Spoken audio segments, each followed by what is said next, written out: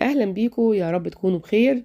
النهارده هنعمل بسكوت السمسم بمكونين وبس. ايوه، بمكونين وبس.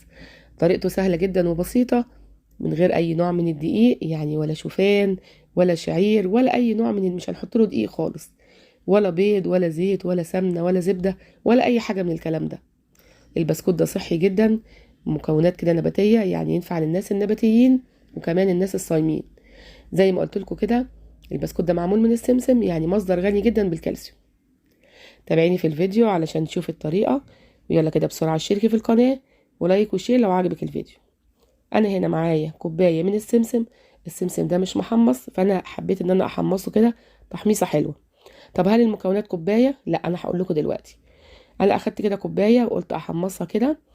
بحطها كده في طاسة على النار، على نار هادية جدا، خلي بالك، لان ممكن لو عليتي النار هيتحرق معاكي. ودايما تقلبي كده باستمرار، ما تسيبيش ايدك ابدا. انا عايزاه باللون اللي انتوا شفتوه ده دلوقتي، مش عايزاه افتح من كده. جبت كده موزايه وابتدأت كده ان انا اقشرها واقطعها واهرسها كويس جدا. هرستها كده بالشوكة، بس كان الهاند بلندر جنبي فقلت ايه استخدمه كده واسهل على نفسي، لاني عايزة اهرسها كويس جدا. في الاول كده هجيب باكو سكر دايت، ده ممكن تستغني عنه. في حد كده ممكن يقول لي يعني هتحطي موز وكمان سكر، خلاص يبقى انت شيلي الظرف بتاع السكر خالص. بس انا حبيت بصراحة الطعم بتاعه كده كويس جدا، سكره مظبوط جدا كده. لو عايزه تحطي ظرف السكر مفيش مشكله، طبعا ده سكر دايت. مش عايزه تحطيه برضو مفيش مشكله. انا هرست المزايا كويس قوي، حطيت عليها ظرف السكر اللي ممكن تستغني عنه، وابتدات احط السمسم كده. خلينا متفقين ان انا محمصه كوبايه من السمسم، لاني هستخدمها برضو في حاجات تانية. مش المقدار مش كله كوبايه. ابتدات احط كده زي ما انتم شايفين، يعني بنزل كده معلقتين بمعلقتين على المزايا اللي انا هرستها، على حسب ما الاقي المقدار كده او السمك بتاعه كده مناسب معايا. خلاص هوقف. الموزايه اللي انا هرستها اخدت نص كوبايه من السمسم. ممكن مثلا الموزه بتاعتك تكون صغيره شويه او تكون اكبر شويه، فتاخد كميه مثلا اكبر او اقل. ده على حسب الحجم بتاع الموزه بتاعتك. انا هرست الموزه بتاعتي بالحجم اللي انتوا شايفينه، اخدت نص كوبايه من السمسم. طيب في نص كوبايه تاني. انا عملت نص مقدار. يعني ايه نص مقدار؟ يعني نص موزايه على ربع كوبايه من السمسم. ليه؟ هو المقدار حلو جدا، بس انا حبيت كده ان انا اقدم في طبق ويكون الكميه مناسبه. يبقى انا كده اخدت كوبايه الا ربع من السمسم وكمان مزايا ونص. لو عايزه تعملي مقدار يبقى مزايا واحده عليها نص كوبايه من السمسم. ممكن تزودي بقى شويه كده، نص معلقه، تقللي نص معلقه، على حسب حجم المزايا اللي انت عاملاه. وحطيت كده ظرف سكر، وقلت لك ممكن تستغني عنه. جبت بقى كده بالمعلقه اللي انتوا شفتوها دي، ده الكوبايات اللي احنا بنعمل بيها، اللي هو المعيار. دي اصغر حاجه، معلقه صغيره. وابتدات اعمل بيه عشان يبقى كل البسكوت حجم واحد. بصوا كده، وببدأ ان انا اسويه بالمعلقة بتاعتي زي ما انتوا شايفين. اساوي السطح بتاعه وكمان اخليه مدور تدويرة حلوة كده. اهو زي ما انتوا شايفين كده، باخد كده بالمعلقة زي ما شفتوا، وبعد كده بساوي باي حاجة كده مسطحة زي ما انتوا شايفين.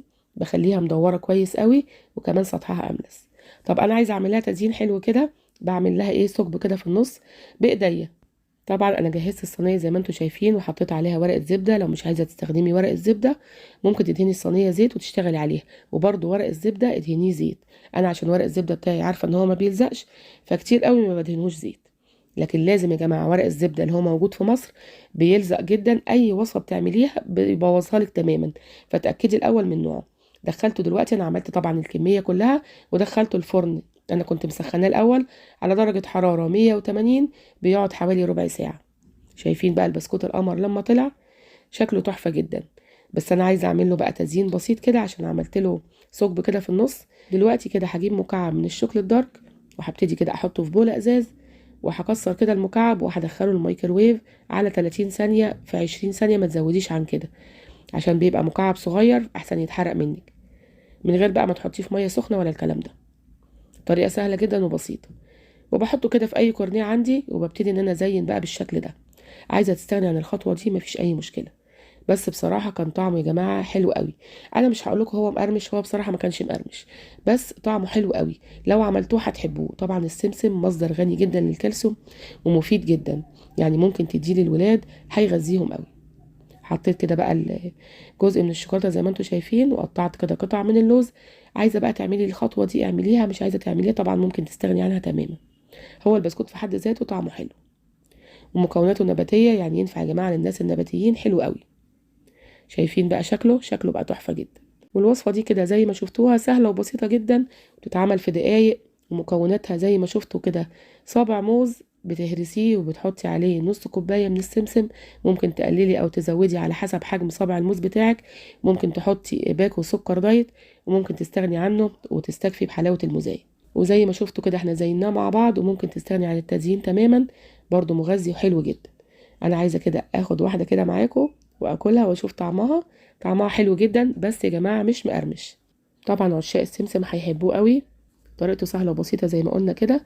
انا بحطه بقى في علبة كده وبدخله التلاجة، ولما بعوز كده بطلع وحدتين كده للولاد او ليا انا زي ما تحبي. انا بتمنى تكون وصفتنا النهاردة عجبتك، لو عجبتك بقى ما تنسينيش في اللايك والشير والسبسكرايب للقناة. يلا باي باي، سلام.